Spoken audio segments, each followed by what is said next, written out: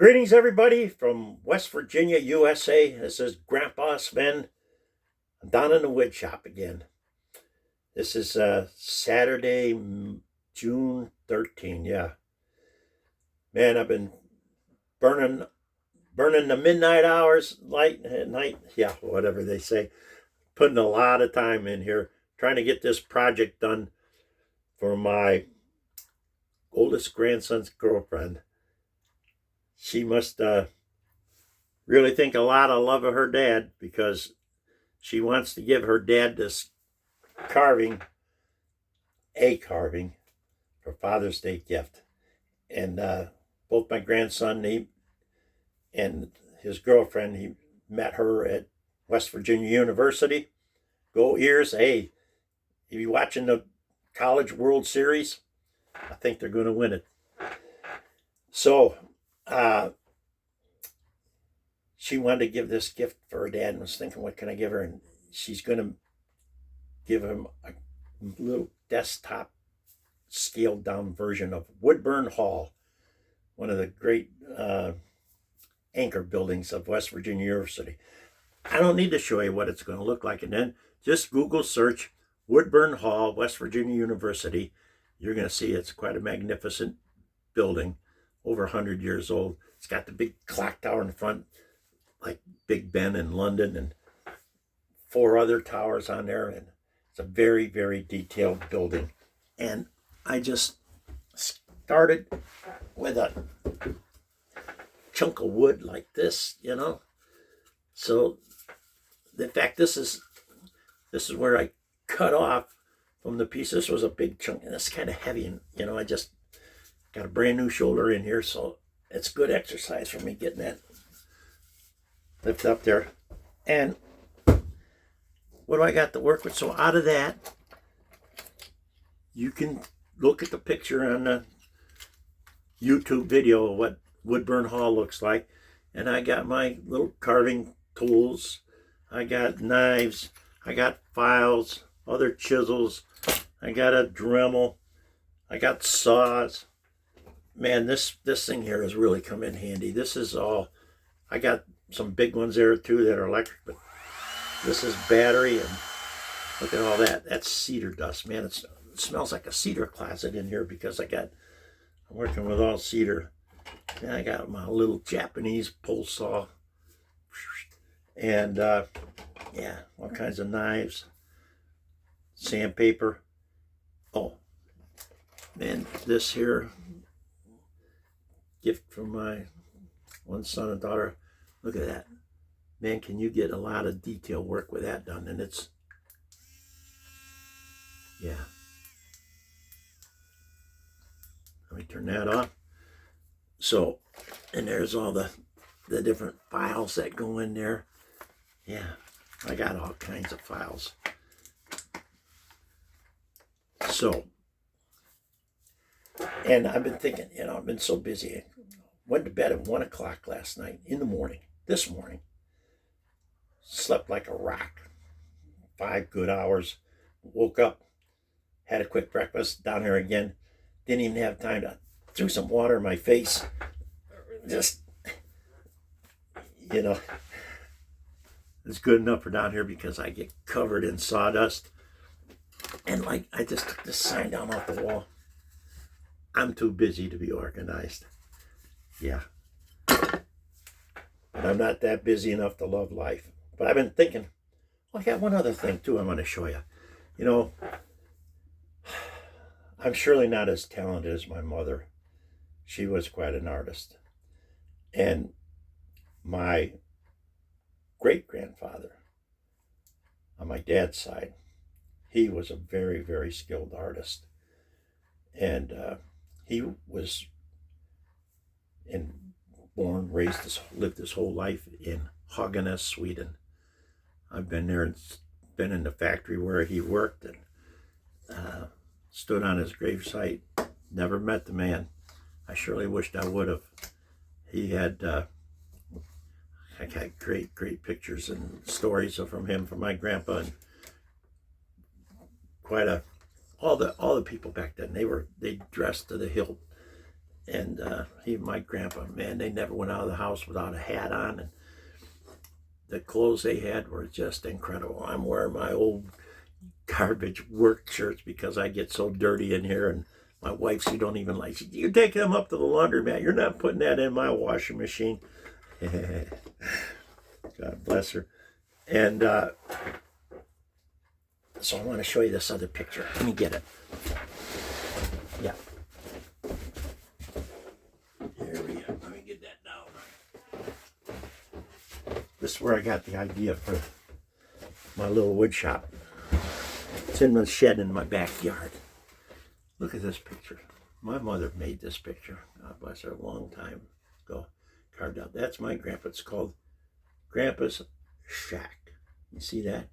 Sitting in his little chair, taking a nap. This dog, the river right here, flowing down there.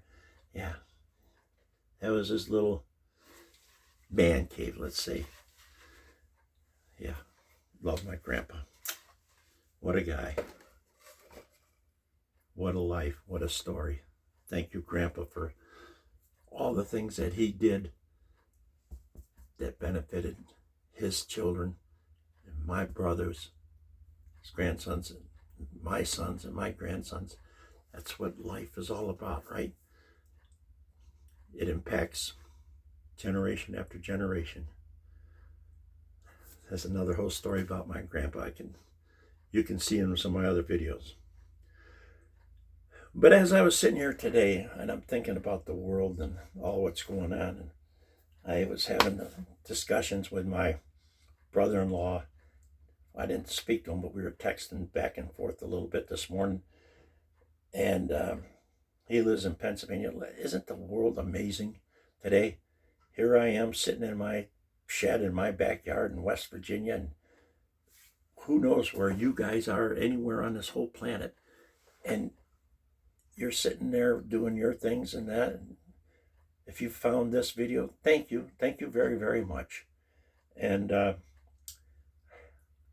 I like watching YouTube videos when I have the time of the walking tours. I explained that before in other ones. Anywhere on the planet you get to see through people's eyes, like Steve Marsh. I've been watching you, Steve. I'm a big fan. Thank you for all the videos you do. I've been well-traveled myself, but I'm envious of your lifestyle. Let's just put it that way. And it's a wonderful thing. And all of us that are fans of yours, or just people that watch it, we get to see what the rest of the world is like through your eyes. Thank you for doing what you're doing. And all the other YouTubers that I've watched, I thought I knew a lot about Greenland. You can't go on YouTube or Google search Greenland and not know who Q is, right? Thank you, Q, for all your wonderful videos. You surely have enlightened my mind immensely about life in Greenland, and keep cranking them out. Yeah, that's what I'm going to tell you. We love them. Thank you for what you do. So I'm just sharing my thoughts here because I was thinking of my brother-in-law. Man, what a guy's practically a human encyclopedia. He's such a brilliant, probably the smartest guy I know. There isn't anything that he can't figure out. And he's so skilled, so talented. And so he's one of my go-to guys. Whenever I need to figure out something that ain't working right, I call him up and say, hey, I got this problem that he can figure it out. Do this, do that. And it's good. But sometimes, we don't always see eye to eye. But that's what life makes so great. And I was thinking about my life growing up. And, life was different then. And any of you that have family, and you know what it's like. Your grandpas and grandmas say, oh, it was so different when I was growing up. Well, life is different. It changes all the time. It never stops. It's always the same. But I think life was simpler then. And I look at what's the word I'm trying to put on there? It's not hostility, but the mindset of people today is so different than when I grew up as a kid. It truly was a generation of, it was just wonderful. And it was wonderful because we had less. Sometimes less is better. You don't have to have 24/7 blast of news and all that stuff. So think about this. When I was a little whippersnapper, my dad would be off working, my mom, I can only think of just a couple kids in my whole neighborhood whose mothers weren't home, being housewives and doing, cooking and cleaning and raising kids and that. It's a whole lot different today than it was when I was growing up. And we'd be out playing after school. My mom would be busy cooking supper. And finally it was time to come home and eat supper. My dad would be coming home. We'd have our supper. And then after everything was all done, then we'd go turn the TV on. And for 1/2 hour, that's it. We'd watch the evening news. And we only got 3 channels: ABC, CBS, and NBC. And so you picked out which one you want. And when we wanted to turn the channel, we'd have to go out. Dad had a galvanized pipe that, well, the antenna was way up. It had to be above the roof line so it wouldn't get interfered with the roof. And we had a 2-story house, so that was way up there. And sometimes we'd have to take the pipe wrench to turn the antenna, to turn it for, there's channel 2 over here, there's channel 4 over here, and channel 7 is way over here, So 30 minutes, half hour, to know everything that you wanted to know what was going on in the world today. And Walter Cronkite. How many of you guys know who Walter Cronkite was? One of the greatest American newscasters of the whole, well, definitely in our time. And everybody knew who Walter was. And he ended every show with, after he'd give the news, he'd say, "And that's the way it is. This is Walter Cronkite. Good night, everybody." Or just, that's the way it is. And that's the way it was. Because he'd give you the news, just little clippings. Well, the president said this today. A dog got hit down here. That wouldn't make national news. Just whatever was going on in the world. And, it's St. Patrick's Day parade in New York City today, or in Chicago. And just, that was it. And life was wonderful. And all my neighbors and friends and my parents' friends and that, they didn't talk about politics or the news or what's going on. Hey, did you see they sent a rocket up here the other day, and won't be long, they'll probably put a man on the moon. Can you believe it? And now look at what happened. SpaceX just launched yesterday. I'm going to save a story about that for another video. I got a great thought about that. But life was good. And all my buddies and friends, we didn't talk about what's going on in the world. We were busy out riding our bikes, had our slingshots, or, out in the woods, climbing trees. It was just a whole different mindset. And now, what do you have? Over 100 different channels on TV, 24/7 news channels. And how much can there be to fill all that time? And what do they fill that time with? I call it not the news, I call it the views. Because it's become so sensationalized, so politicized, so agenda driven that, and most of the people that are presenting the news, they have no clue what they're even talking about. They're just reading notes and this is what's going on. There's no investigative reporting, and it's just, I think it's made the world a much worse place. And what got me fired up today, I had no intentions of doing this video because I'm so busy with this project. In fact, I'll take a second here to show you, because I started with just a hunk of wood, just like this. In fact, this is what I cut off with my saw, which was, this was about that big. Man, I just got a brand new shoulder. You can find about that in others. It's doing great though. But to hold that up, I couldn't even pick up a carton of eggs out of the refrigerator before I had my new shoulder put in. January 15th. No, not January. July 15th. This one's next up. Getting another brand new shoulder. That's 2. Man, can't wait for that. So out of that hunk of wood, I've been carving this. That's the back side. I'm going to turn it around. There. And so this is in the hospital now. It broke off. But don't worry. Now that I've showed this, they're going to know that, yeah, that's the clock tower, kind of like Big Ben.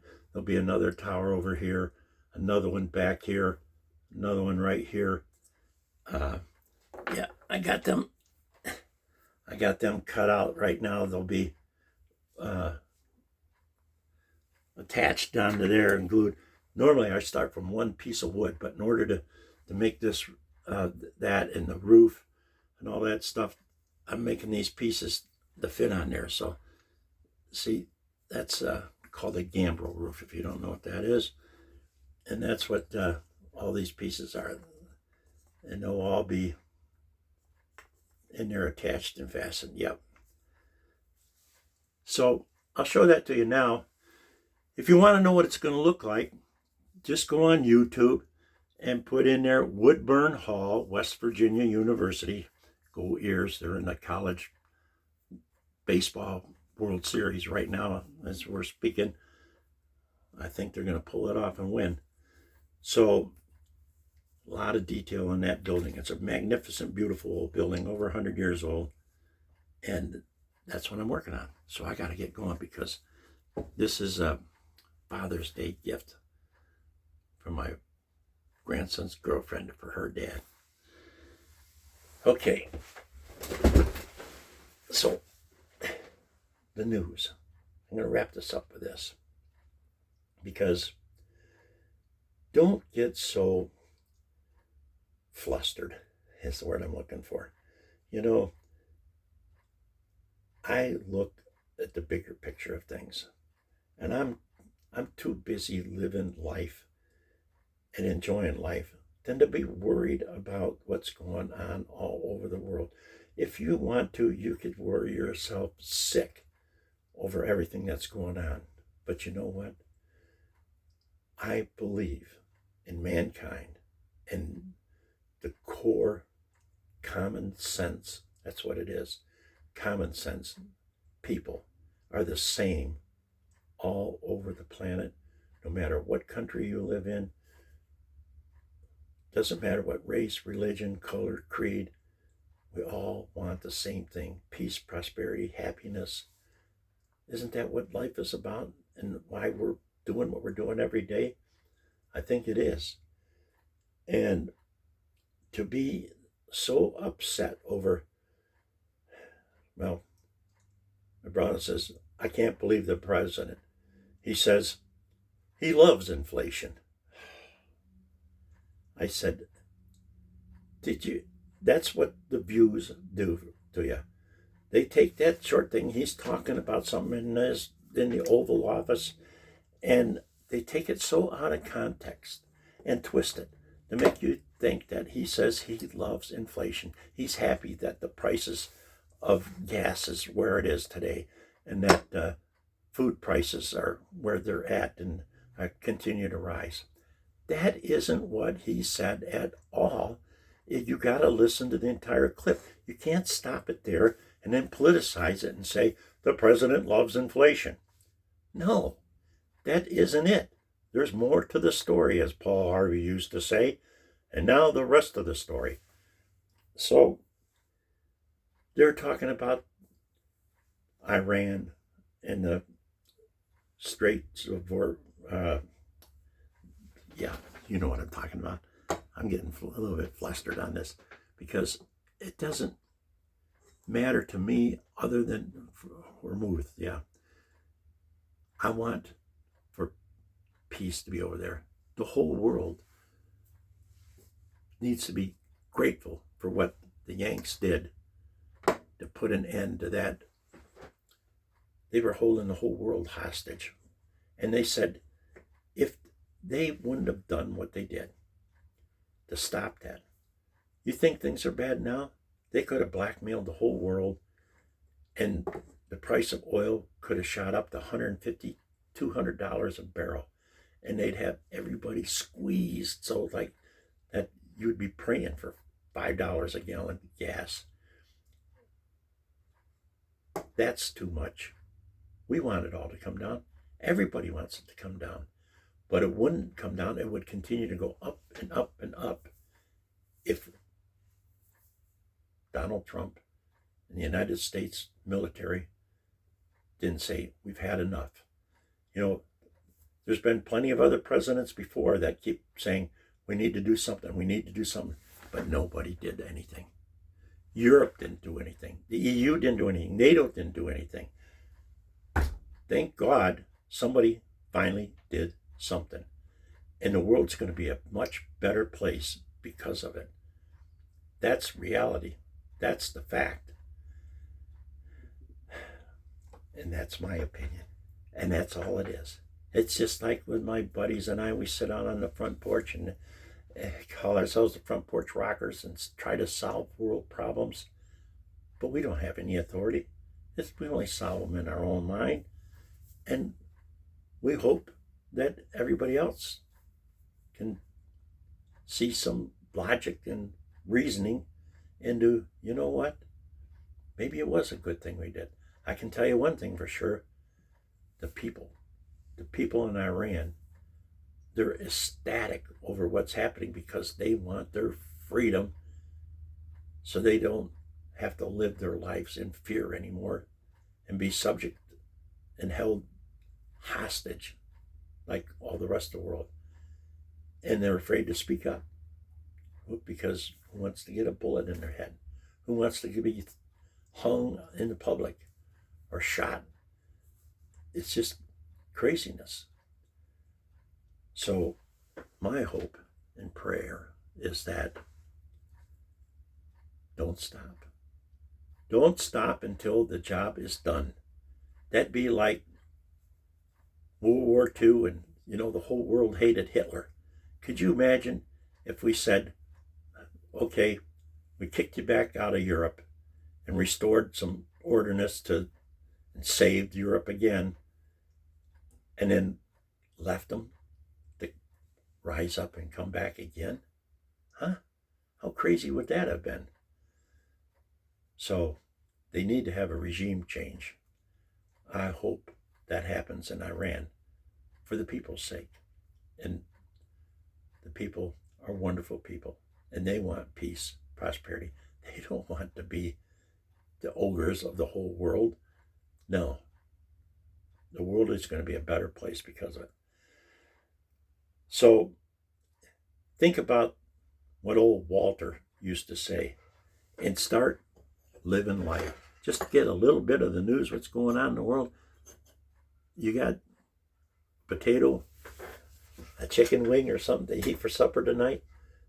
You don't have to live in poverty, but we want better times for everything. I'm so optimistic for my children and grandchildren that their future is going to be as magnificent as what this planet has been for my parents, my grandparents, myself. I can be down here whittling away on the wood and loving life, talking to you people. I hope you're having the same great day, a great weekend, and thinking about, you know what? I am grateful. I am thankful for all the blessings that I've had in my life. And let's go live life, and let's all be happy. And